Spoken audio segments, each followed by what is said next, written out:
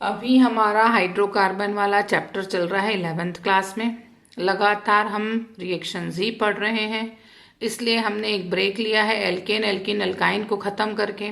आज हम साम्य अवस्था, जो इसी के जस्ट पहले पढ़ा हुआ चैप्टर है, उसके न्यूमेरिकल्स बनाएंगे, क्योंकि न्यूमेरिकल्स भी बहुत ज़रूरी है और सामने एग्ज़ाम है तो अभी हमको तैयारी के लिए न्यूमेरिकल भी बनाना पड़ेगा। क्वेश्चन बोल रहा है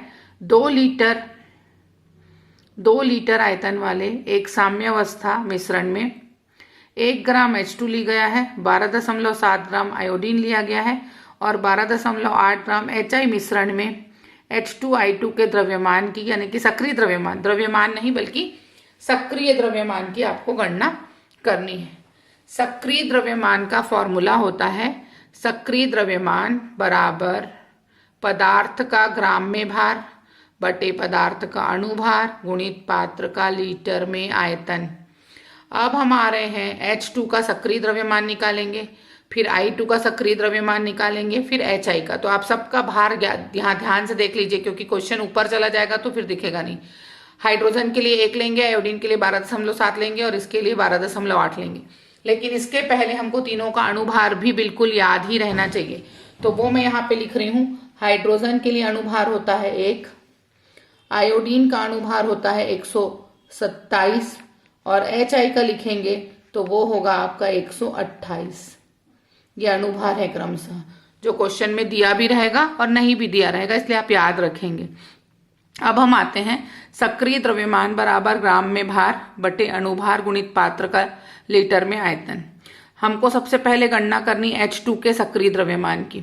तो चूंकि हमको H2 का सक्रिय द्रव्यमान निकालना है तो H2 का भार क्वेश्चन में दिया है 1 ग्राम, उसका परमाणु भार या अणुभार भी 1 होता है और पात्र का लीटर में आयतन 2 है, तो 1/1 गुणित 2, यानी हमारा आंसर आएगा 1/2 यानी 0.5 के आसपास। हम कैलकुलेट करेंगे 10/2 करेंगे तो ऑब्वियसली 0.5 आएगा, क्योंकि 2 पंचे 10 होता है। ठीक है, अब ये H2 का निकल गया। उसके बाद हमको निकालना पड़ेगा I2 का। एक क्वेश्चन में हमारा I2 दिया, उसका निकालना है, फिर हमको HI का निकालना है। तो I2 का कैसे निकलेगा उसको देखिए। फिर से वही बात करेंगे हम। I2 का सक्रिय द्रव्यमान बराबर पदार्थ का ग्राम में भार बटे पदार्थ का अणुभार गुणित पात्र का लीटर में आयतन।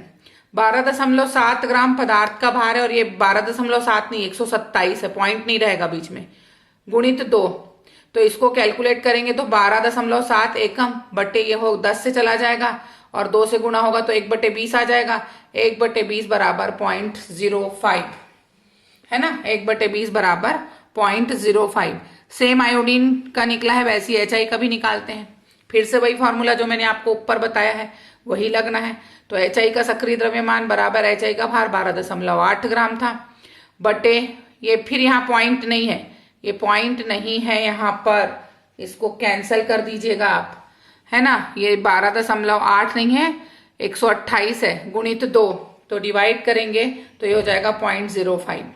ठीक, फिर से वही जाएगा 12.8, 10 बार चला जाएगा, 10 दूनी 20, डिवाइड करेंगे तो आपका आंसर आएगा क्या 0.05। उसी तरह से एक न्यूमेरिकल और बनाते हैं हम। वो न्यूमेरिकल कैसा है, पहले न्यूमेरिकल को पढ़ लेते हैं, फिर हम उसका सॉल्यूशन पढ़ेंगे, सॉल्यूशन देखेंगे।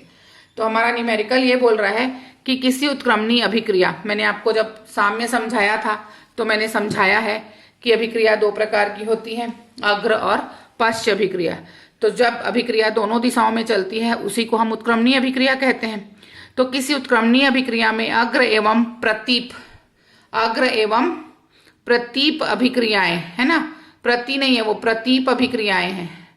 क्लियर है, इसको आप प्रतीप अभिक्रियाएं करेंगे, प्रतीप करेंगे यहाँ पे। प्रतीप अभिक्रियाओं के मान क्रमशः कितने दिए गए हैं, के मान क्रमशः दिए गए हैं आपको 2.38 × 10⁻⁴ एवं 8.15 × 10⁻⁵। तो साम्य अवस्था स्थिरांक की हमको गणना करनी है। अब देखो हम साम्य अवस्था स्थिरांक की गणना कैसे करेंगे। क्या कर रहे हैं हमको मालूम है Kc बराबर Kf × Kb। तो हमको Kc बराबर ये वाला फॉर्मूला नहीं रखना है आपको, ये गलत फॉर्मूला है। आपको फॉर्मूला रखना, ये बुक में लिखा है इसलिए मैंने बता दिया आपको कि ये गलत है। के सी बराबर के एफ अपॉन के बी रख देंगे, अग्र अभिक्रियाओं का वेग बटे प्रतीप अभिक्रियाओं का वेग। तो अग्र अभिक्रिया का वेग ये दिया है, प्रतीप अभिक्रिया का वेग ये दिया है, दोनों को डिवाइड कीजिए, घात को डिवाइड करेंगे तो इस पर एक ज्यादा आ जाएगा, 10 की घात 1 आ जाएगा, यानी 0.1 यहाँ पर आ जाएगा और इससे डिवाइड होगा। तो 8 को जब 23 से डिवाइड करेंगे तो 8 या 24 के आसपास आंसर आएगा, 3 के आसपास। ये देख लीजिए 8 है यानी 8.25 है और ये 238 है, तो 8 ये 24 के आसपास की चीज है, क्योंकि आप 23.8 लिख रहे हैं ना, ये पॉइंट इधर ला रहे हैं, तो 8 या 24 यानी 2.92 के आसपास का आंसर आएगा। तो ये जो ऊपर वाला फॉर्मूला जो बुक में दिया है उसको आप मत करिएगा, आप बनाइएगा के सी बराबर के एफ अपॉन के बी से। क्लियर?